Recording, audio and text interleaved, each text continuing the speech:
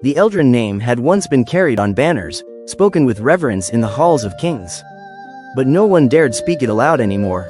Those who did spoke only in whispers, for the name itself had become a death sentence. Every villager knew the stories. How the family's halls echoed with screams at night, how their graves never stayed closed, and how no heir had ever lived to see their 40th year. The curse had begun with Lord Lyra Eldryn, whose hunger for power had led him into the ancient forest. There he defied the guardian spirit, taking its gift of immortality for himself. He had believed he could command eternity, but the spirit's vengeance twisted his victory into poison. Immortality never came. Instead, his bloodline became its prison. Every child born after him carried the mark, a shadow that followed them from the cradle, whispering, feeding, waiting for the moment to consume them. For centuries the curse was patient, cruel, and inventive. Some heirs burned alive in houses where no fire had been lit. Others vanished into mist before the eyes of their families. Some wasted away, bones showing through their skin as though something had been feeding on them from within. Even the strongest eventually bent beneath its weight. It was not just death the curse brought, but fear, the certainty that nothing could break it. Until Lyra Eldryn, the last of her line, she had watched her family disappear one by one. Her father's body had been found twisted at the foot of the stairwell, though his skull bore no wound. Her brother's laughter had ended mid-breath, his chest collapsing as though unseen hands had crushed him. Her mother had begged Lyra to run, but there was nowhere to run. The curse lingered in her blood, it would follow her across oceans. Lyra knew only one truth remained. Either she would end the curse, or she would be its final victim. The stories pointed her to the hollow shrine, buried deep within the forest where Malric had stolen from the spirit. Many had sought it before, but none had returned. Armed with nothing but a lantern, scraps of half-burned scrolls, and her will, Lyra stepped into the woods. The forest welcomed her with silence. Not a bird sang, not a branch moved, only her own footsteps echoed, though at times, she swore she heard another set behind her. The deeper she went, the more the world bent around her.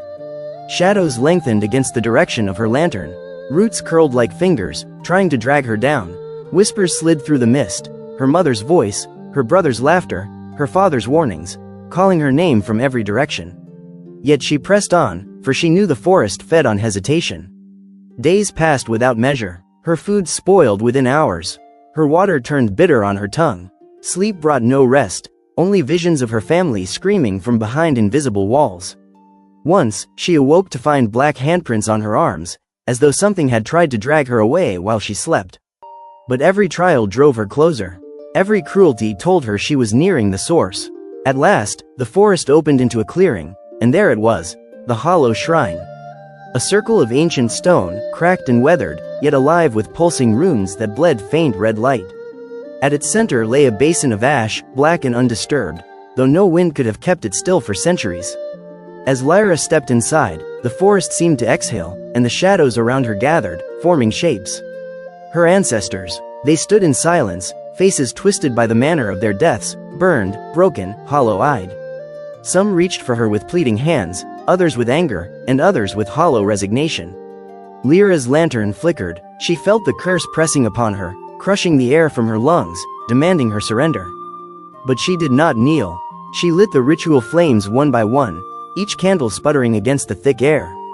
With shaking hands, she placed her palms against the altar and spoke the words she had pieced together from the scraps of scrolls. The ground trembled, the basin of ash erupted, swirling upward into a storm of shadows. The spirit emerged. It was vast, its body a storm of smoke and light, its eyes molten silver that saw not her face, but her blood, her lineage, her curse. The voice that filled the clearing was not spoken but pressed into her mind. One life began this. One life must end it. Lyra understood. To lift the curse, she must not only give her life, she must give her soul.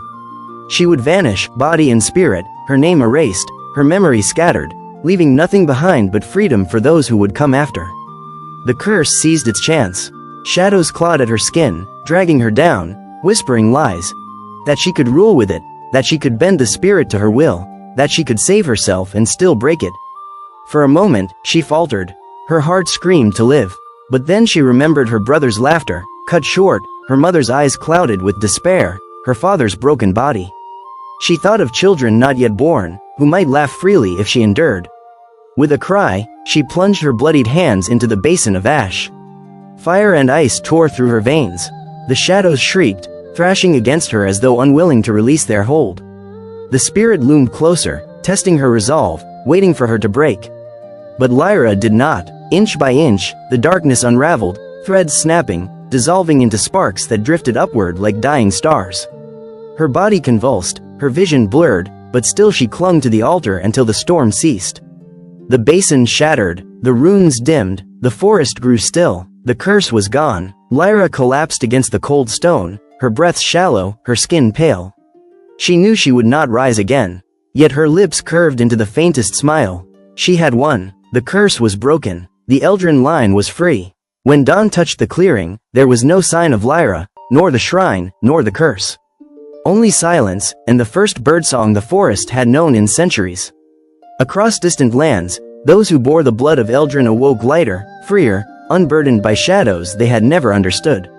They would never know her name, but their lives would carry the proof of her sacrifice. And in the forest, where the hollow shrine had stood, the wind carried only a whisper: "No curse is eternal."